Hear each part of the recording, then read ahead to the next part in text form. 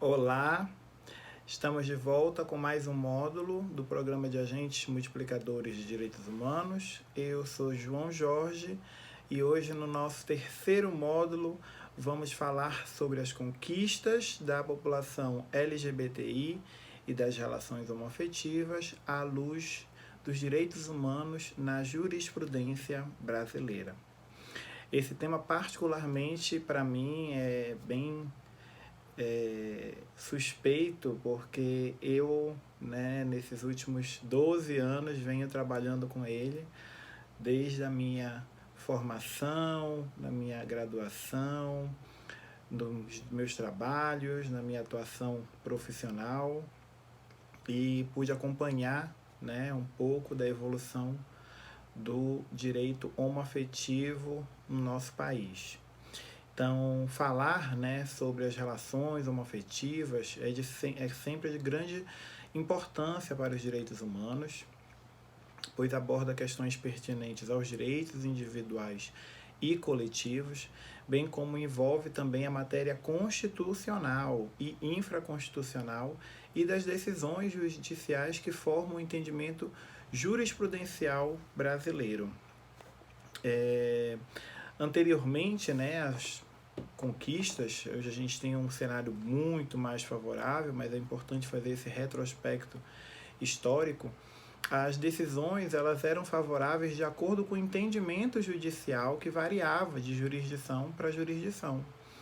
E em um país com dimensões continentais como o Brasil, um gigante, você acaba seguindo uma orientação que cada jurisdição tinha, e isso gerava um conflito jurisprudencial e consequente insegurança jurídica. No entanto, é importante destacar que nós temos avanços no sentido legal desde 1948 com a Declaração Universal dos Direitos Humanos e também desde 1988 com a Constituição do Brasil. Então, a Declaração Universal dos Direitos Humanos, promulgada pela Assembleia Geral da Organização das Nações Unidas, a ONU, em 1948, já abriga valores os quais devem ser buscados e respeitados por todos os povos. Esses valores permeiam toda a declaração, sejam eles como igualdade, fraternidade, liberdade, dignidade da pessoa humana, paz, solidariedade universal, proteção legal dos direitos, justiça e democracia, entre outros. Então, tudo isso já fundamenta a Declaração Universal por todos aqueles países que são signatários. O Brasil é um desses países, e que foi recepcionado pela nossa Constituição. Então, é inquestionável que, à luz do texto constitucional de 1988, da nossa Carta Magna, a orientação sexual da pessoa é um atributo inerente da sua personalidade, merecendo respeito e acatamento por toda a sociedade, que deve ser livre, justa, solidária, preservando a dignidade da pessoa humana, independentemente de suas preferências sexuais. No entanto, mesmo com a declaração, as nossas lutas pelo mundo afora, e principalmente da população LGBTI, elas não foram simples, não são tarefas fáceis, nem naquela época e nem nos dias atuais. Então, pelo menos nós temos aí 50 anos de história, tudo que começa lá pelo menos em 1969, em 28 de junho de 1969, eclodiu uma rebelião de travestis, denominada de Motim de Stonewall, no Greenwich Village, em Nova York. E durante uma semana ocorreram protestos e brigas de homossexuais, transexuais, travestis com a polícia, o que ensejou a institucionalização dessa data como Dia Internacional do Orgulho Gay. Um outro marco muito importante na nossa história, que foi gerando, sem dúvida, nos países, né, principalmente os países ocidentais, algum tipo de mudança legislativa ou de entendimento judicial ou jurisprudencial, foi justamente em 17 de maio de 1990, quando a homossexualidade, né, o termo homossexualidade foi retirado da relação de doenças da Organização Mundial de Saúde, a OMS. E em 93, no Brasil, o Conselho Federal de Medicina, o CFM, já não reconhecia, né, desse modo desde 1985. Então veja como o Brasil aí ele está na vanguarda, né, dos entendimentos. O Conselho Federal de Psicologia, por sua vez, determinou em 1999 que nenhum profissional poderia exercer ação que favorecesse a patologização de comportamentos ou práticas homoeróticas, nem adotariam, né, ação coercitiva tendente a orientar homossexuais para tratamentos não solicitados. A Resolução 0199, que também sempre foi muito questionada, né, junto ao judiciário, e em oposição às ofertas de terapias, né, de cura, de possibilidades de cura ou terapias de reorientação sexual. Então, nessa resolução, define expressamente que os psicólogos não colaborarão com eventos e serviços que proponham tratamento de cura das homossexualidades. Essa determinação vem sendo alvo, né, sempre foi alvo de ataques por parte de outros psicólogos que são ligados a grupos religiosos sob a argumentação do direito de ser cuidado, né, e vem assim nessa luta desejando a retirada ou a derrubada dessa resolução. Já chegaram a até judicializá-la. É sempre importante dizer que boa parte dessas conquistas, né, se não todas, o movimento LGBTI sempre esteve envolvido e acompanhou de perto essas lutas, não só com as suas reivindicações, com os seus protestos, e a própria evolução do movimento que foi amadurecendo, né, ao longo dos anos em todos os países, nessas frentes e que possibilitaram a gente chegar onde a gente chegou, mas que sem dúvida ainda temos muitos desafios pela frente. Entre as pautas, né, que existiam naquela época era justamente o reconhecimento das uniões homoafetivas enquanto entidades familiares, a fim de que se fosse garantido legalmente aos casais homossexuais os mesmos direitos que casais heterossexuais possuíam. Tanto o reconhecimento quanto os direitos reivindicados já haviam sido regularizados, né, regulamentados ou garantidos em outros países. E no Brasil a gente ainda tinha uma discussão se era sociedade de fato e se era entidade familiar, né? Pelo menos entre 2006 a 2011, que é um outro marco, né, o principal marco jurídico no reconhecimento dos direitos da população LGBTI, houve a consolidação no entendimento enquanto entidade familiar, mas ainda assim alguns juízes, né, algumas jurisdições teimavam, né, em não compreender, em não adotar os procedimentos judiciais necessários na defesa e no reconhecimento das relações homoafetivas enquanto entidade familiar. Então, observando, né, o nosso ordenamento jurídico, nós não encontramos em nenhum dispositivo legal nenhum tipo de proibição à relação afetiva homossexual. Uma vez que a lei não proíbe, expressa ou imperativamente esse tipo de relacionamento ou os seus efeitos, nós podemos utilizar a máxima do entendimento do Kelsen, né, e dizer que a união homossexual então sempre foi permitida pelo direito. No entanto, a gente sabe que na realidade isso sempre foi um entrave muito burocrático, né, e que gerava muitas vezes a LGBTI-fobia institucional que nós comentamos, né, no módulo passado. E uma das questões, né, que sempre foram colocadas foi justamente o conceito de família. O que se entende, afinal de contas, por família? Qual é o conceito? Então, vou citar aqui um autor, o Georges, né, que um conceito moderno de família seria a comprovada existência de um relacionamento em que haja vida comum, coabitação e laços afetivos, estando-se à frente de uma entidade familiar. Forma de convívio que goza de proteção constitucional, nada justificando que se desqualifique o reconhecimento dela pois só o fato dos conviventes serem do mesmo sexo não permite que lhes sejam negados nenhum direito, né, nenhum dos direitos assegurados aos heterossexuais. Então, esse seria um conceito utilizado por esse autor. E é importantíssimo nos nossos dias atuais que a família seja ressignificada, né? Esse conceito de família, o modelo de família, seja ressignificado e compreendido sob as suas novas modalidades de relacionamentos. Nós não podemos entender que a família esteja em crise, como muito se escuta, né? Mas sim que ela está passando por um processo de transformação diante das inúmeras mudanças sexuais e sociais que a nossa sociedade desperta, né? E que é importante refletir e pensar estratégias de conformação, né? De convivência harmônica. Cada mudança, portanto, existente na nossa sociedade precisa da proteção maior do Estado para que os conflitos sejam resolvidos da melhor forma possível. Para isso, é de suma importância que a legislação acompanhe as mudanças sociais.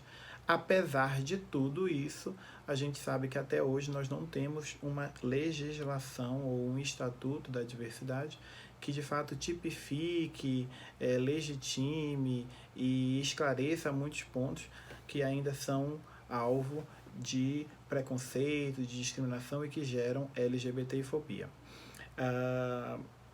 Nesse período, então, ainda falando do momento histórico, né, de evolução das conquistas dos direitos da população LGBTI, uma das primeiras decisões foi justamente do Tribunal Superior Eleitoral, que aconteceu em 2004, quando ele proclamou a inelegibilidade das uniões homossexuais, reconhecendo que a união entre duas pessoas do mesmo sexo é uma entidade familiar.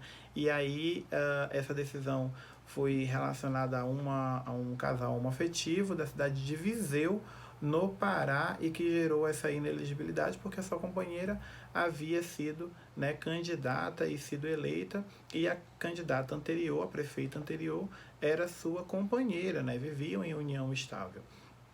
E esse, sem dúvida, foi uma decisão que já vinha aí, né, compreendendo a existência, a possibilidade jurídica das uniões homoafetivas, tanto é que foi cassada, né, e compreendida como inelegível para o cargo. Nesse sentido, então, essa não legalização brasileira, né, as famílias homoafetivas não sendo conhecidas e nem essas possibilidades de novas famílias, essa ausência de legislação e esse não reconhecimento da diversidade familiar gerava e ainda gera, né, um grande conflito na nossa sociedade, principalmente para a população LGBTI, no que diz respeito à segurança jurídica, às possibilidades de acesso à justiça e de busca pelos seus direitos, embora hoje em dia esteja muito mais tranquilo, né, essa situação é muito mais pacífica, porque ela chegou, de fato, aos tribunais e a justiça teve que decidir, né, e reconhecer os direitos enquanto entidade familiar. E isso aconteceu no julgamento da ação direta de inconstitucionalidade, a ADI 4277, que foi julgada juntamente com a arguição, com a DPF, a arguição de descumprimento do preceito fundamental 132. E, portanto, em 5 de maio de 2011, os ministros do STF reconheceram a união estável das pessoas do mesmo sexo, portanto, aí completando 10 anos, né? No entanto, veja, anterior a isso, nós tínhamos o quê? Uma discussão se as relações homoafetivas, elas eram uma sociedade ou elas eram uma entidade familiar. Entre 2006 e 2011, a grande maioria, né, já havia se pacificado que eram consideradas entidades familiares.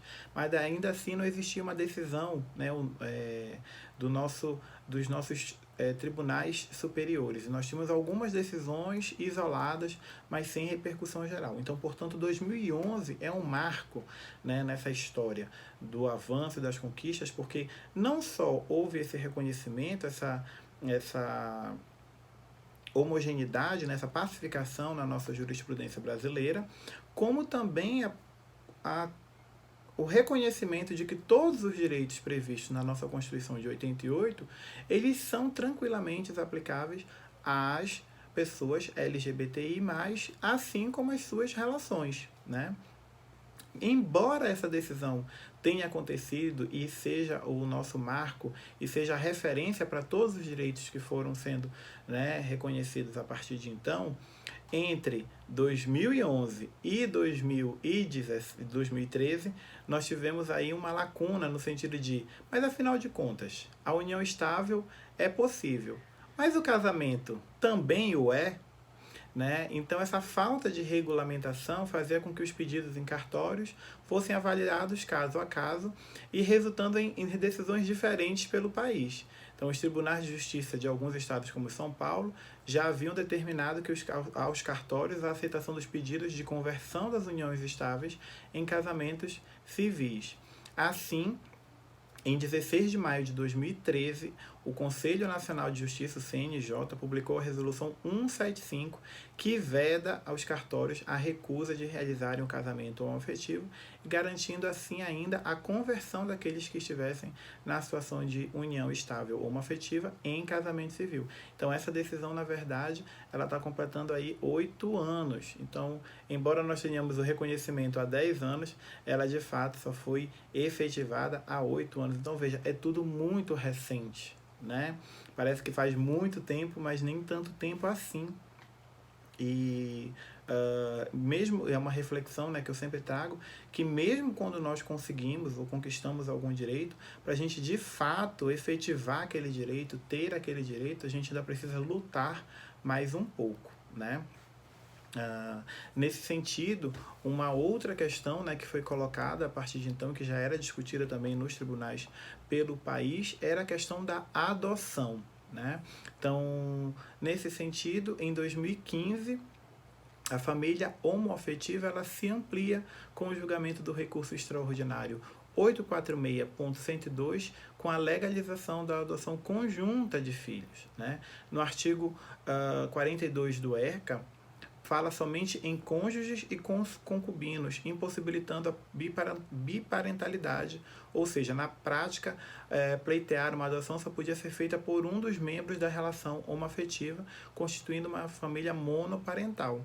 Mas aí a ministra Carmen Lúcia, do Supremo Tribunal, negou o recurso do Ministério Público do Paraná e manteve a decisão que autorizou a adoção de crianças por um casal homoafetivo. Na decisão, a ministra argumentou que o conceito de família não pode ser restrito por se tratar de casais homoafetivos. A decisão ela foi assinada em 5 de março e publicada no dia 17 de março de 2015. Então, um outro marco jurídico muito importante para casais homoafetivos. E que também é bem recente, né? Nós temos aí 6 anos. Então é tudo muito recente, mas tudo muito importante para quem luta aí, como eu falei, há pelo menos 50 anos, né, por dignidade, por cidadania. Uma outra conquista muito importante é o uso do nome social e o respeito ao uso do nome social, que desde 2016, com o decreto 8.727, foi permitido o uso do nome social e o reconhecimento da identidade de gênero de pessoas travestis e transexuais no âmbito da administração pública federal, direta, autárquica e fundacional. Isso para evitar principalmente que a pessoa se sentisse, né, constrangida com a divergência entre o gênero e a identificação. Já em 2018, o decreto 9.278 assegura a inclusão do nome social à carteira de identidade de uso obrigatório a partir de 1º de março de 2021. Então, por isso que as nossas novas carteiras, né, de identidade, elas obrigatoriamente já permitem a possibilidade do uso do nome social. No caso do estado do Pará, nós já tínhamos o nosso RIS, o Registro de Identificação Social, que era emitido pela Polícia Civil, com uma carteira, né, onde era possível se utilizar do seu nome social por travestis e transexuais, sem necessariamente fazer todo aquele processo legislativo. Por oportuno, o nome social é a designação pela qual a pessoa travesti ou transexual se identifica e também é socialmente reconhecida.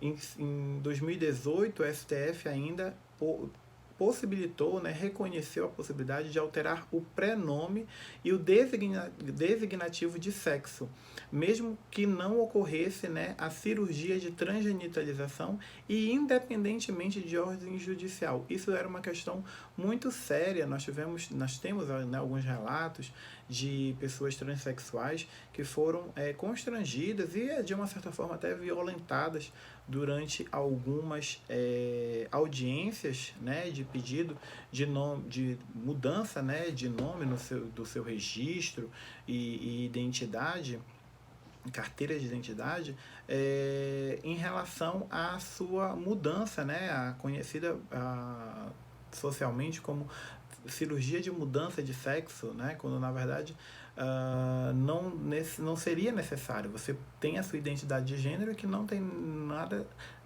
relacionado necessariamente ao seu sexo biológico, mas sim como você se identifica, como você se autodeclara e como você, né, se relaciona. Então, em 2018 também foi uma importante decisão do STF com essa permissão e de forma menos burocrática, né?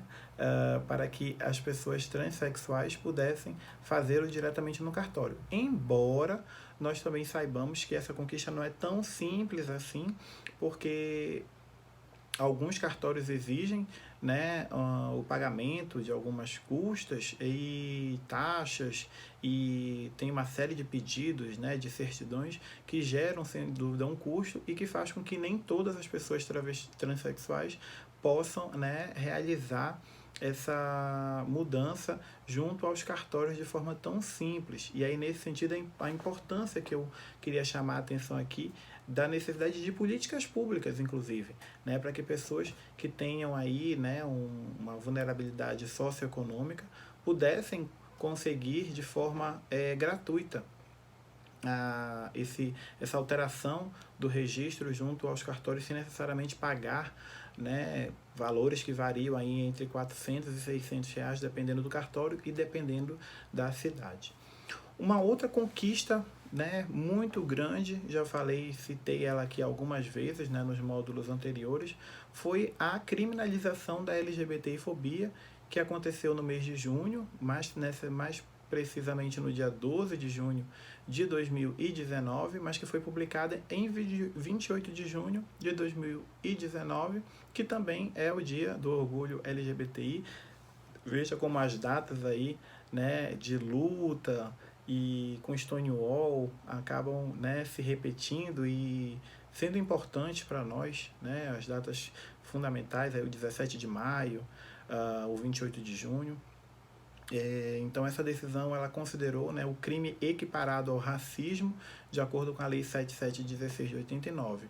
No entanto, embora a gente tenha aí 2 anos dessa conquista, a gente sabe o quanto ainda é complicado o acesso e que o quanto isso ainda gera violência LGBTfóbica institucional, que foi comentado no módulo anterior, por conta de que alguns agentes públicos e órgãos não se prepararam, né, não se capacitaram em relação a essas mudanças, a esses avanços legislativos e que ainda também acabam sendo mais um desafio, mais um obstáculo e mais um fomento à nossa luta, né, para que, de fato, os direitos sejam garantidos. Em 2020, o STF derrubou a restrição que proibia homossexuais, bissexuais, travestis e transexuais de doarem sangue.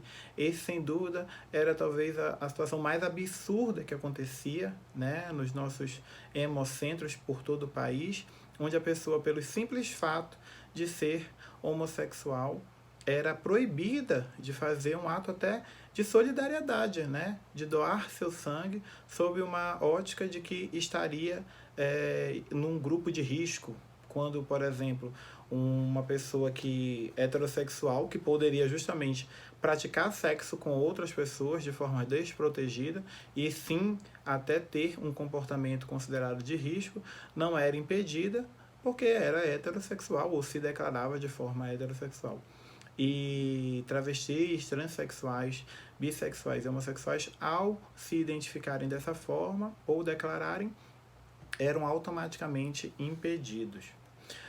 Em 2021, a decisão mais recente, também polêmica, foi a do CNJ, né, deixando a certidão de nascimento de intersexos menos burocrática. No entanto, essa decisão ela é questionável, pois o uso do termo ignorado e a possibilidade dos pais realizarem as escolhas por seus filhos não ajuda na construção de políticas públicas para pessoas intersexo. Na verdade, o ideal é que tivesse, né, a identificação da pessoa intersexo, o reconhecimento dessa possibilidade que já, né, é reconhecida pela ciência há anos, né, enfim, há décadas, e que ainda gera, né, a invisibilidade, a insegurança jurídica e, sem dúvida, não favorece, né, a construção de políticas públicas para essas pessoas. Nesse sentido, com toda essa evolução jurídica aí de forma mais simples possível, de tudo que nós conseguimos, até onde conseguimos chegar, na verdade a gente só tem a refletir que temos muito sim a comemorar, muito do que nós conquistamos, como eu falei, é decorrente da luta, dos movimentos sociais, e principalmente da representatividade atualmente, principalmente 2011, né, 2019, com a atuação de advogados LGBTs, as organizações LGBTs que se fortaleceram e conseguiram, né, na nossa justiça brasileira, a obtenção dessas conquistas. No entanto, a gente ainda tem essa ausência legislativa, porque o nosso poder legislativo não avançou. E aí eu aproveito para destacar aqui e trazer também uma reflexão, porque muitos dos candidatos que se elegem atualmente se elegem muitas vezes defendendo, né, essas pautas da população LGBTI, alguns até com representatividade. A gente já conseguiu algum número de pessoas LGBTs que também conseguiram alguns postos, né, tanto no executivo quanto no legislativo.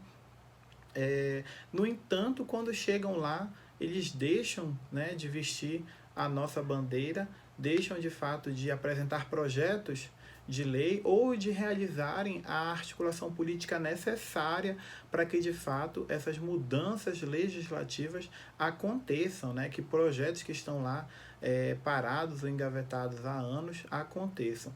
E mesmo quando a gente não consegue avançar no âmbito, né, nacional, pelo Congresso Nacional, seria muito importante que no âmbito estadual e no âmbito municipal nós pudéssemos, né, caminhar com a criação das coordenadorias, das gerências, né, de proteção, no fortalecimento dos órgãos que já existem, na capacitação dos agentes públicos, né, da segurança pública, para poderem atuar de forma qualificada na proteção da população LGBTI.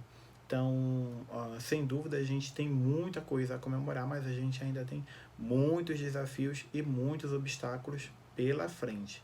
Então, foram reconhecidos, né, direitos a partir das decisões judiciais, de forma que o judiciário vem atuando onde o legislativo deixa de fazer. Isso fica muito evidente, né, e acaba sendo até uma conformação enfim, o poder legislativo se omite, né, diante dessa necessidade, e que seria sua função precípua, legislar em função também da população LGBTI.